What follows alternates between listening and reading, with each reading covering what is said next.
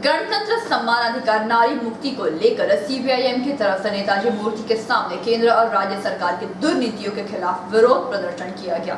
गणतंत्र सम्मान अधिकार नारी मुक्ति को लेकर सीपीआईएम की तरफ से नेताजी मूर्ति के सामने विरोध प्रदर्शन किया गया। इस दौरान सीपीआईएम नेता हेमंत प्रभाकर ने केंद्र और राज्य सरकार को आड़े हाथों लिया। हेमंत प्रभाकर ने पेट्रोल और डीजल के दामों में हो रही बढ़ोतरी के खिलाफ केंद्र बल्कि राज्य सरकार को भी जिम्मेदार ठहराया। उन्होंने कहा कि अगर केंद्र सरकार अभी चीजों पर जीएसटी लगा सकती है तो फिर पेट्रोल और डीजल के ऊपर जीएसटी क्यों नहीं लगा रही, क्योंकि पेट्रोल और डीजल के ऊपर लगाए गए टैक्स से अपनी जेब भर कर सके। उन्होंने कोरोना वायरस के खिलाफ दिए जा रहे टीकाकरण को भी मुक्त करने की मांग रखी। श्रमिक नेता ने आगे कहा कि केंद्र सरकार सिर्फ अमीरों की सरकार है, गरीबों के हितों के लिए आज तक उसने कोई काम नहीं किया। चार उचित ছিল সরকারের পক্ষ থেকে পরিবহন শ্রমিক लोग को पैकेज दे। हम लोग मांग किए हैं कि 7,000 প্রাক্তন পরিবহন মন্ত্রী তিনি ছিলেন, তিনি দেখলাম কালকে রিক্সা টানছে। কথা কি ছিল? কথা ছিল রেল মজুরদের রাজ্যের মানুষের ব্যাংক অ্যাকাউন্টে 7,500 টাকা। बात था 10 किलो करके अनाज राशन में सभी को घर घर पहुंचाया जाए। वैक्सीन में घोल है। हमारा यहाँ का तृणमूल का सांसद उनके माध्यम से ये घोटाला कांड सामने आया है।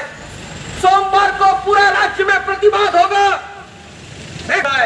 वैक्सीन की लाइन में गरीब, वैक्सीन की लाइन में सरकार और राजनीतिक सत्ताधारी पार्टी है, उनके करीबी रिश्तेदारी वैक्सीन के लाइन में। सार्वजनिक टीकाकरण मुफ्त में हर आदमी का हक। चुनाव में वादा किया गया था बीजेपी एवं तृणमूल कि चुनाव में जीतेंगे तो 1 जून से सभी को वैक्सीन मिलेगा। क्या रानीगंज के बस्ती के लोग को वैक्सीन मिला है? क्या रानीगंज में रिक्शा चलाना गरीब घर का आदमी उसको वैक्सीन नजर आया है?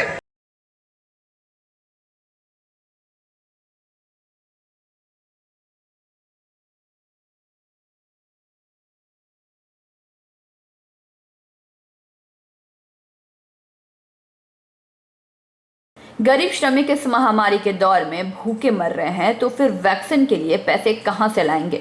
राज्य सरकार पर निशाना साधते हुए उन्होंने कहा कि जनता ने जिस उम्मीद के साथ तृणमूल पार्टी को विजय बनाया है वह उनकी उम्मीद पर खरी नहीं उतर रही है। गरीब लोग आज अपना पेट भरने के लिए भी सोच रहे हैं। बाहर निकलकर वह लोग सिर्फ यह उम्मीद लगाते हैं कि कहीं से कुछ भी मिल जाए ताकि वे लोग अपना पेट भर सके, फिर वह चाहे सड़ा ही क्यों ना हो। उन्होंने टीएमसी पर सवाल उठाते हुए कहा कि जनता ने इसीलिए आपको चुना था कि पूरे वक्त के समय आप लोग अपनी गद्दी संभाले और बेचारे गरीब भूखे मरे। आजकल कोरोना की वजह से यहाँ का गरीब आदमी इतना तबाह है, 10 रुपया उसके पॉकेट में नहीं है, 5 रुपया का चाय नहीं पी सकता है। बाजार में गरीब दुखिया आदमी बाजार के बाहर खड़ा है कि कब सड़ा हुआ लौकी मिल जाए, सड़ा हुआ आलू मिल जाए, उसको घर में बांच के हम खा सकते हैं। इसलिए में हम लोग जिताते थे, इसलिए जनता ने आप पे भरोसा किया है। आपने जनता को छला है और पेट्रोल डीजल का दाम बढ़ने के लिए राज्य सरकार भी जिम्मेवार है। आज अगर केंद्र की सरकार इस टैक्स को विथड्रॉ करती, हमने मांग किया था कि अगर हर चीज पे जीएसटी लगेगा तो पेट्रोल डीजल पे जीएसटी क्यों नहीं लगेगा? लेकिन केंद्र की सरकार ने पेट्रोल और डीजल को जीएसटी से बाहर रखा। क्यों? क्योंकि प्राइवेट कंपनियों को, अगर प्राइवेट कंपनियां मजा मारेगी तभी तो मुठ चलेगा। इसीलिए तो लोग कहते हैं कि दुनिया में आए हो तो कुछ काम करिए और चंदा के पैसा से जलपान करिए। इसलिए पेट्रोल डीजल का दाम भी कम था।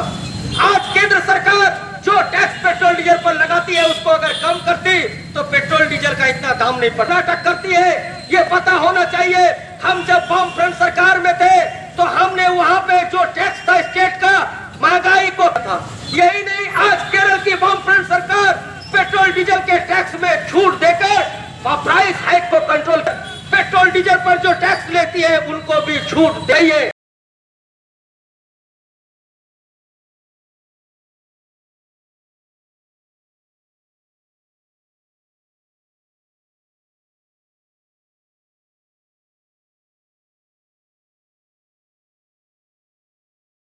रानीगंज से सम्राट दास की रिपोर्ट, पीवी न्यूज।